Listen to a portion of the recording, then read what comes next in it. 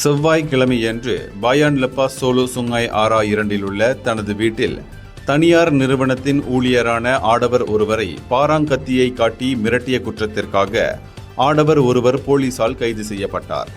பாராடாயா மாவட்ட போலீஸ் தலைவர் ஏசிபி சஸ்லி அடாம் கூறுகையில், வீட்டு உபயோகப் பொருட்களின் நிறுவனத்தின் 21 வயதுடைய ஊழியர் ஒருவர் போலீசில் புகார் செய்ததை தொடர்ந்து 33 வயதுடைய அந்த சந்தேக நபர் கைது செய்யப்பட்டுள்ளார் என்று கூறினார். மேலும் பாதிக்கப்பட்ட அந்த ஊழியர் கூறுகையில், சந்தேகத்துக்குரிய நபரின் வீட்டில் வாட்டர் டிஸ்பென்சர் சரிபார்க்கும் வேலைக்காக சென்றிருந்த போது திடீரென்று அங்கு வந்த அவ்வாடவர் பாராங்கத்தியை காட்டி தன்னை மிரட்டியதாக தெரிவித்துள்ளார். தனது பாதுகாப்பு கருதி அந்த 21 வயதுடைய ஊழியர் அங்கிருந்து உடனடியாக வெளியேறியுள்ளார்.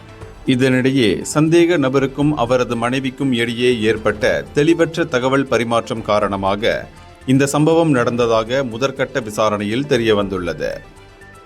அது மட்டுமின்றி சந்தேக நபரின் மனைவி அவரிடம் தனியார் நிறுவனத்திலிருந்து தனது வீட்டிற்கு வாட்டர் டிஸ்பென்சர் கருவியை சரிபார்க்க ஊழியர் வருவதை தெரிவிக்க தவறியதால் தனது வீட்டில் யாரோ இருப்பதைக் கண்டு சந்தேக நபர் மூர்க்கமாக நடந்து கொண்டுள்ளதாகவும் சஸ்லி தெரிவித்தார். தற்போது இந்த வழக்கு மிரட்டல் என்ற அடிப்படையில் குற்றவியல் சட்டம் பிரிவு 506 கீழ் விசாரிக்கப்பட்டு வருகிறது.